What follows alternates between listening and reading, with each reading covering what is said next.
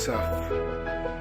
نرحب بسعادة الأستاذ سعيد بن أحمد الغامدي، وفي البداية نقول الله يجود عليك ويرحم والديك، ونبارك لكم في هذا التقاعد طال عمرك. كلمة.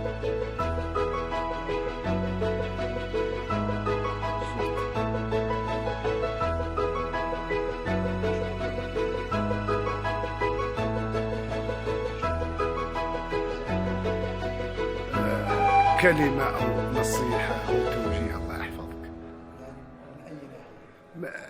نصيحة عامة. والله نصيحة عامة، يعني الإنسان هذه الحياة مصيرها بداية ونهاية، ولذلك يعني نقول احفظ الله تجده تجاهك، احفظ الله تجده تجاهك، وإذا سألت فاسأل الله،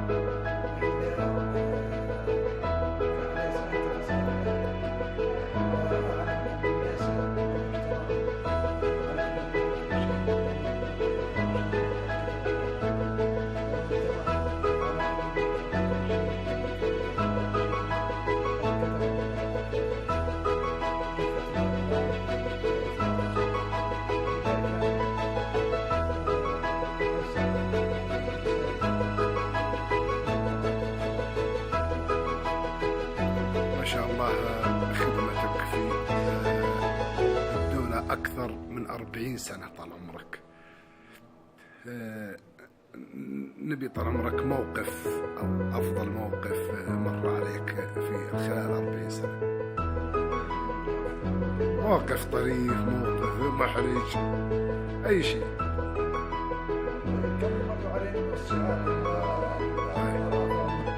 زي ايش الصعب طال عمرك؟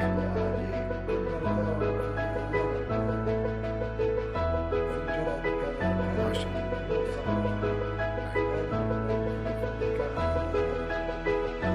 طيب نبغى نصيحة منك طال عمرك، إن للموظف كيف يتعامل مع زملائه.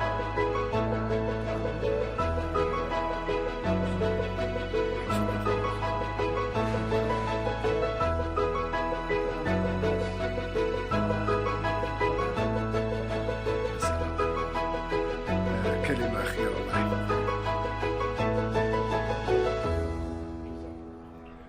باسم سناب زهران نشكر الشيخ سعيد بن أحمد الغامدي أولا على حسن الاستقبال وكرم الضيافة، والله يجود عليك ويرحم والديك طال عمرك. شكرا لك، شكرا لك.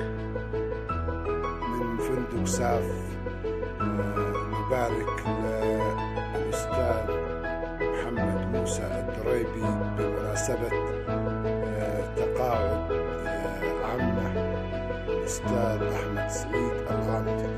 وبالبداية نقول الله يجود عليكم ويرحم والديكم، وما قصرتم طال عمرك. ونبي كلمة بهذه المناسبة.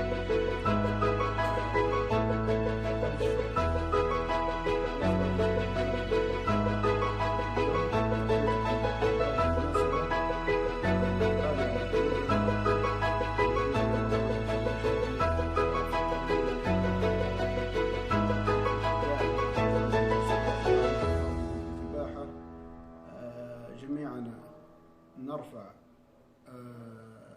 خالص الدعاء للأستاذ سعيد أحمد الغامدي، ونقول له وفقك الله بعد تعليمكم العام. نسأل الله سبحانه وتعالى أن يرزقه الحياة السعيدة في ظل حياة التقاعد، وأن تكون عونا له على الطاعة. وكل شكر لكم. شكرا لك طال عمرك، شكرا لك يا عراب الكرم وعراب الجود.